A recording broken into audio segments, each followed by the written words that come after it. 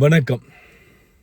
இந்த வீடியோவில் எங்களுடைய குழந்தைகள் ஏன் தமிழ் பேசுகிறார்கள் இல்லை ஃப்ரான்ஸில், இதுக்கு என்ன பிரச்சனை, இது சம்மந்தமாக தான் இந்த வீடியோவில் பார்க்க போகிறோம். அது மட்டும் இல்லாமல் இந்த வீடியோ தேவையில்லை என்கின்றவர்கள் வீடியோ ஸ்கிப் பண்ணி போட்டு போங்க. தேவையானவர்கள் வீடியோ பாருங்கள், முடிஞ்ச வரை ஷேர் பண்ணுங்கள், யாருக்காவது பிரயோசனப்படும். ஃப்ரான்ஸில் அதாவது இந்த காலேஜ் முடிஞ்சு லீசேக்கு போகிற பிள்ளைகளுக்கு பார்த்தீங்கன்னு சொன்னால், இப்போ ஃப்ரான்ஸில் தமிழ் மொழி 2வது மொழியாக அல்ல அடுத்த மொழியாக கொண்டு வர வேண்டும். அதற்கான பேச்சுவார்த்தைகள் இடம்பெற்றுக் கொண்டிருக்கிறது. எங்களுடைய தமிழர்கள் அந்த மொழி தெரிவுகளை எடுக்கலாம் அப்படின்ட்டு எல்லாம் சொல்லப்படுறது. இதுக்கான விஷயங்கள், அதாவது அதுக்கான வாக்கெடுப்புகள் எல்லாமே நடந்து கொண்டிருக்கிறது. நீங்கள் சமூக ஊடகங்களில் பார்த்துருப்பீங்க, வாய்ப்புகள் இருக்கிறது. ஆனால் எங்களுடைய தமிழ் குழந்தைகள் ஃப்ரான்ஸை பொறுத்தவரையில் அல்லது இந்த ஐரோப்பா நாடுகளில் ஒரு சில தமிழ் குழந்தைகளை விட மற்ற தமிழ் குழந்தைகள் தமிழ் ஒழுங்காக பேசுகிறார்கள் இல்லை பேசுகிற தமிழ் அறகுறையான தமிழ் பேசுகிறார்கள். இதுக்கான அடிப்படை காரணம் என்ன, இதில் எங்கே தவறு நடந்திருக்கிறது அப்படின்னு சொல்லி யோசித்து பார்த்தோம் என்று சொன்னால், பெற்றோர் பக்கம் தவறா அப்படின்னு சொன்னால் பெற்றோர் பக்கம் தவறு சொல்ல முடியாது. பெற்றோர்கள் முடிஞ்ச வரை தமிழில் தான் பேசுவார்கள், தமிழில் தான் ஒவ்வொரு விஷயமுமே சொல்லுவார்கள், தமிழ் பாடசாலைகளில் கொண்டு போய் விடுவார்கள். ஆனால் அங்கே பிள்ளை படிக்கிறதா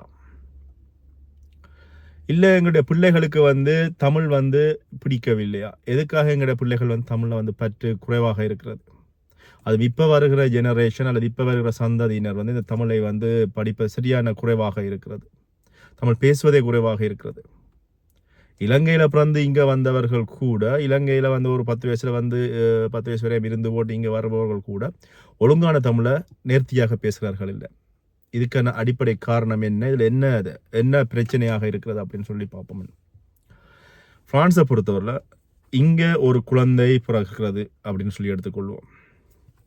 இங்கே ஒரு குழந்தை பிறந்தா, நீங்கள் உங்களோட குழந்தை பிறந்து 2ஆம் மாதமா 3ஆம் மாதம் நீங்கள் பிஎம்இ, அதாவது சிறுவர் பிள்ளைகளை பராமரிக்கின்ற அந்த நிலையத்தில் போயிட்டு உங்களோட பிள்ளைகளோட பேர் டீட்டெயில்ஸ்கள் எல்லாமே கொடுத்து பதிவிங்க. அங்கே ஊசி போடுறதுலேருந்து எல்லா விஷயங்களும் அவர்கள்லாம் செய்வார்கள். அங்கே டாக்டர் ஒருவர் பார்ப்பாங்க, செய்வாங்க. இந்த விஷயம் ஓரளவு தெரியும். தெரியாதவர்களுக்காக ஒரு சின்ன இன்ஃபர்மேஷன் இருக்காங்க.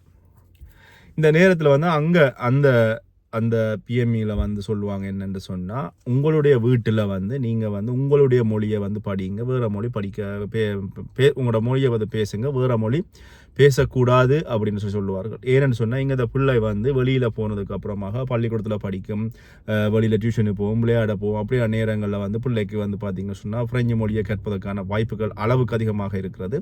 உங்களுடைய வீடுகளில் நீங்கள் உங்களுடைய தாய்மொழியை படிங்க அப்படின்னு சொல்லுவாங்க, இல்லை தாய்மொழியை பேசுங்க அப்படின்னு சொல்லுவாங்க. இந்த குழந்தை ஆரம்பத்தில் பிறந்து ஒரு கொஞ்ச நாள், அதாவது 2.5-3 வயசில் இந்த பிள்ளை என்ன செய்யும்னு சொன்னால், தமிழ் மொழி கொஞ்சம் கொஞ்சம் பேசும். அதில் பேசுறதுக்கு எந்த பிரச்சனையும் இல்லை. பிள்ளை உச்சரிச்சோ ஏதோ செய்து அந்த பிள்ளை தமிழ் பேசுவதற்கான வாய்ப்புகள் நிறையவே இருக்கிறது.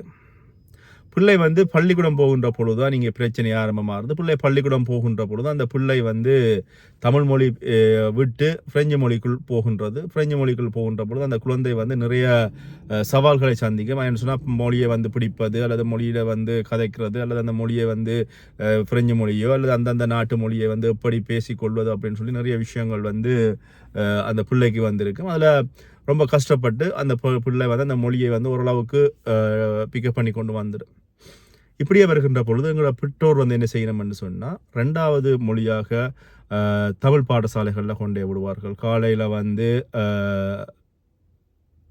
பள்ளிக்கூடம் போகும், பின்னர் தமிழ் பாடசாலை இருக்கும்.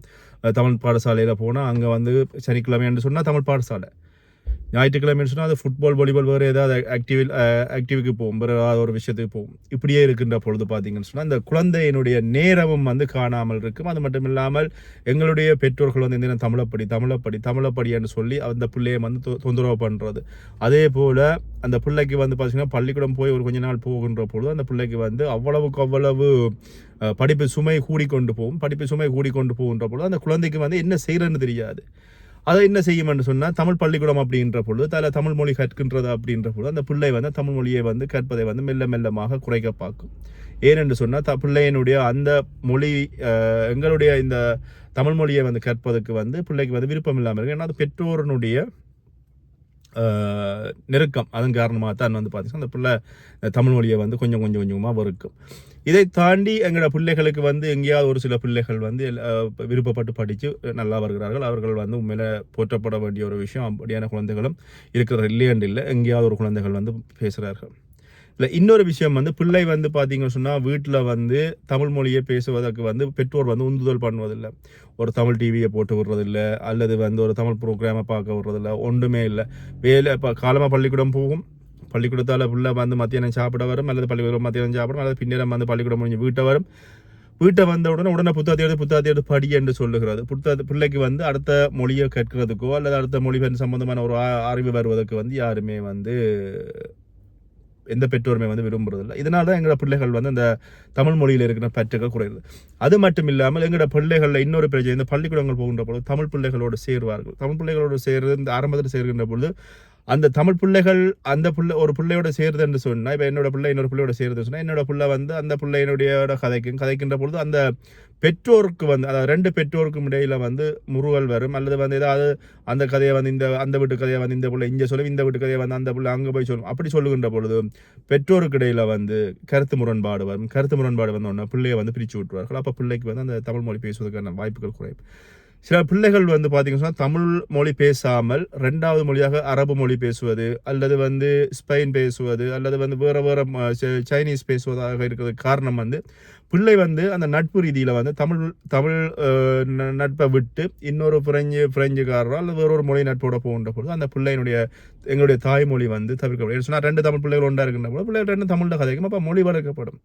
இவர்கள் வந்து என்ன சொன்னால் அதையும் வந்து பிரித்து விட்டுருவாங்க. அது வந்து பெற்றோர் பிரிக்கிறது. அதில் வந்து பார்த்தீங்கன்னா சில நேரங்களில் வந்து பாடசாலைகள்லையும் வந்து 2 பேரும் ஒன்றா இருக்கின்ற போது அந்த தமிழ் பிள்ளைகள் ஒன்றா இருக்கின்ற போது குழப்படி செஞ்சால் பாடசாலைகளை கூப்பிட்டு இன்ஃபார்ம் பண்ணுவாங்க, இந்த 2 பிள்ளையும் வந்து பிரித்து விடுங்கோ, அல்லது வந்து இவர்கள் குழப்படியாக இருக்கிறார்கள் சொன்னால், அல்லது ஒரு ஒரு ஒரு ஒரு பிள்ளைன்ற பெற்றோருக்கு வந்து பிடிக்கலன்னு சொன்னால் எல்லாம் பள்ளிக்கூடத்துக்குள்ளே போயிட்டு நஸ்கா சொல்லிட்டு வந்துடுவாங்க. இல்லை எனக்கு அந்த அவையோடு சேர்றது விருப்பம் இல்லை, அல்லது வந்து அவரை வந்து பிரித்து விட்டுருங்க, அல்லது வந்து வேறு ஏதாவது உறவினர்களாக இருந்தால் அவர்கள் பிரிக்கிறதுக்கு யோசிப்பார்கள், அல்லது வந்து வேறு நிறைய காரணங்கள் இருக்குது, சில காரணங்கள் சொல்ல முடியாத காரணங்கள். ஓகே, அந்த காரணங்களால் அந்த பிள்ளைகளை வந்து பிரித்து விட்டுருவார்கள். பிரித்தால் இந்த பிள்ளைக்கு வந்து தமிழ் பேசுவது சரியான கஷ்டமாக இருக்கும். இப்படியே வந்து இந்த பிள்ளை வந்து என்ன செய்கிறதுன்னு சொன்னால் எங்களுடைய தமிழ் மொழியை வந்து கொஞ்சமாக மறக்கிறது. அது வந்து பள்ளிக்கூடத்தினுடைய ஆரம்ப கட்டம் முடிஞ்சு நடுத்தரம் முடிஞ்சு உயர்தரம் போகின்ற பொழுது அந்த பிள்ளைக்கு வந்து தமிழர்களுக்கு இடையில இருக்கின்ற அந்த வெறுப்பு என்ன சொன்னால் இங்கே பெற்றோர் வந்து அவ்வளவு வெறுப்பை உருவாக்கி விட்டோம், அயலவர்கள் வெறுப்பை உருவாக்கி விட்டோம். தமிழ் பள்ளிக்கூடம் வந்து போய் அந்த பள்ளிக்கூடத்தை போய் பிள்ளை வெறுப்புகளையே சம்பாதிச்சு வந்துட்டு அப்போ அந்த பிள்ளைக்கு என்ன ஆகும்னு சொன்னால் தனக்கு இந்த தமிழ் அப்படின்ற ஒரு உணர்வுகளில் இருந்து பிள்ளை வந்து விலகுகிறது, வேறொரு மொழியில் போகிறது, வேறு மொழி கலாச்சாரத்தோடு அந்த பிள்ளை வந்து பின்பற்றுகிறது. இதனால தான் அநேகமான இடங்களில் வந்து இந்த தமிழ் மொழி வந்து இல்லாமல் போகிறது. இதில் இன்னும் ஒரு விஷயம் வந்து இந்த தமிழ் பாடசாலைகளுக்கு எங்களோட பெற்றோர்கள் கஷ்டப்பட்டு தான் அனுப்புகிறாங்க. தமிழ் பாடசாலைகள் வந்து பணத்தை வாங்கி கொண்டு தான் கல்வி கற்பிக்கிறார்கள் என்று சொல்லப்படுகிறது. ஆனால் அவர்களுக்கு இருக்கின்ற ஒரு சில முரண்பாடுகள், தமிழ் பாடசாலை நிர்வாகங்கள் ஆசிரியர்களுக்கு இடையில் இருக்கிற முரண்பாடு காரணமாக இந்த பழைய ஆசிரியர்கள் எல்லாமே இப்போ வந்து தமிழ் பாடசாலைகள் இல்லை, அவரெல்லாம் விட்டு போயிட்டார்கள். இங்கே படித்த பிள்ளைகள்லாம் வந்து ஒரு சில பிள்ளைகள் வந்து இந்த பாடசாலைகளை வந்து படிப்பிக்கிறதுக்கு முயற்சி பண்ணுறார்கள். அவர்கள் வந்து தமிழே வந்து அவர்களுடைய படிப்பிக்கிற ஆசிரியர்களாக இருப்பவர்களுக்கே வந்து சரியான முறையில் வந்து தமிழ் வந்து உச்சரிப்புத்தன்மை தெரியாது. இந்த உச்சரிப்புத்தன்மை தெரியாத பொழுது அந்த உச்சரிப்பு அவர்களுடைய உச்சரிப்பு ஒரு வித்தியாசமான உச்சரிப்பாக இருக்கும். இதை வந்து இன்னொரு பிள்ளைக்கு வந்து அந்த உச்சரிப்பை சொல்லிக் கொடுக்கின்ற பொழுது அது இன்னும் வந்து அந்த மொழியை வந்து அசிங்கப்படுத்துகின்ற மாதிரி அல்லது நாகரிகமான வகையில் வந்து உச்சரிக்கின்ற மாதிரி அந்த விஷயம் வந்து இருக்கிறது வந்து காணக்கூடியதாக இருக்கிறது. நிறைய தமிழ் பிள்ளைகள் வந்து பார்த்தீங்கன்னு சொன்னால் அந்த தமிழை வந்து ஒரு வித்தியாசமான ஒரு இந்திய மொழி நடைமுறையும் இல்லை, இலங்கை மொழி நடைமுறையும் இல்லை, வேறொரு மொழி நடைமுறையில் வந்து அந்த பிள்ளைகள் வந்து இந்த தமிழை பேசுறது அப்படின்றது அது எதுக்காக அந்த காரணம் இல்லைங்களா, அந்த பிள்ளையினுடைய உச்சரிப்பு தன்மை எங்கே சறுக்கிறதா, அல்லது 2 மொழிகள் பேசுகின்ற பொழுது நாக்கு தடுமாறுகிறதா, அல்லது வந்து அந்த பிள்ளை வந்து ஒரு இப்போ ஃப்ரெஞ்சு பேசுகிற பிள்ளையாக இருந்தால் அந்த மொழியை வந்து மைண்டில் வந்து அதை வந்து வேறு இந்த தமிழ் மொழிக்கு மாற்றி பேசுகின்ற பொழுது அந்த மொழிக்குள்ளே வந்து மாற்றங்கள் வருகிறதா, ஏதோ ஒரு காரணம் அந்த பிள்ளைகள் வந்து இன்றைய கால பிள்ளைகள் வந்து பார்த்திங்கன்னா இந்த தமிழ் மொழியை வந்து விரும்பி படிக்கிறார்கள் இல்லை, வெறுத்து போகிறது. அந்த பிள்ளைகளுக்கு வந்து தமிழ் பேச விருப்பம் இல்லை. தமிழர்களோடு சேர்ந்து இருக்கிற நட்பு வட்டாரங்கள் எல்லாமே குறைஞ்சு கொண்டு வந்துட்டு தமிழ் குடும்பங்களோட இப்போ ஒரு விசேஷங்களுக்கு போனாலுமே வந்து பார்த்தீங்கன்னா எல்லா ஒவ்வொருத்தருமே வந்து ஒவ்வொரு கதிர்களில் இருந்து உடல் விவர நிலைமையில தான் இன்றைக்கு இருக்கிறோம். யாருமே இன்னொருவரோட சேர்ந்து மாமன் மச்சான் அக்கா தம்பி பிள்ளைகள் அப்படின்னு சொல்லி பழகிறதுல வந்து பெற்றோரும் இல்லை பிள்ளைகளும் இல்லை. இதனால அந்த எங்களுடைய அடுத்த ஜெனரேஷன் அடுத்த சந்ததிக்கு வந்து தமிழ் மொழி பேசுவதற்கான வாய்ப்புகள் குறைஞ்சு கொண்டு போவதால் இந்த தமிழ் மொழி மீது இருக்கின்ற பற்றும் குறைகிறது, அவர்களுடைய பேச்சுத்தன்மையும் குறைகிறது. ஆனால் ஆரம்பத்திலேயே வந்து ஒவ்வொரு நாட்டினுடைய அரசாங்கம் சொல்றது உங்களுடைய வீட்டில் நீங்கள் வந்து கதைங்க தமிழ் மொழி கதைங்க தமிழ் மொழி பேசுங்க, உங்களோட பிள்ளை சொல்லிக் கொடுங்க, உங்களோட தாய்மொழியை மறக்க விட வேண்டாம், உங்களோட தாய் நாட்டுக்கு போகின்ற பொழுது உங்களோட பிள்ளை வந்து அந்த தாய்மொழியில் பேச விடும். அவர்கள் இங்கே இருக்கிற நாட்டவர்கள் வந்து அவ்வளவுக்கு அவ்வளவு வந்து உருக்கமாக சொல்லிக் கொடுக்குறாங்க. உதாரணத்துக்கு வந்து இந்த அரபு மொழி பேசுகிறவர்கள் எடுத்து பாருங்க, அவர்களோட குழந்தைகள் வந்து அரபு வந்து சரளமாக பேசும். சீனுவா பாசை பேசுகிறவர்கள் எடுத்து பாருங்க, சீனுவா வந்து சைனீஸ் பாசை வந்து சரளமாக பேசும். அல்லது வந்து ஒரு ஆப்பிரிக்க இனத்தில் எடுத்து பாருங்க, அவர்களுடைய நாட்டு மொழி சரளமாக பேசும். எந்த ஒரு தடங்களும் அவர்களுடைய மொழியில வந்து அப்படி பேசுவார்கள். அவ்வளவு ஒரு மொழி நடையா இருக்கும். ஆனால் எங்களுடைய தமிழர்கள் அவர்களோட பேசி பார்த்தீங்கன்னு சொன்னால் தமிழை வந்து கொலை செய்து தான் எங்களோட பிள்ளைகள் பேசுகிறார்கள்.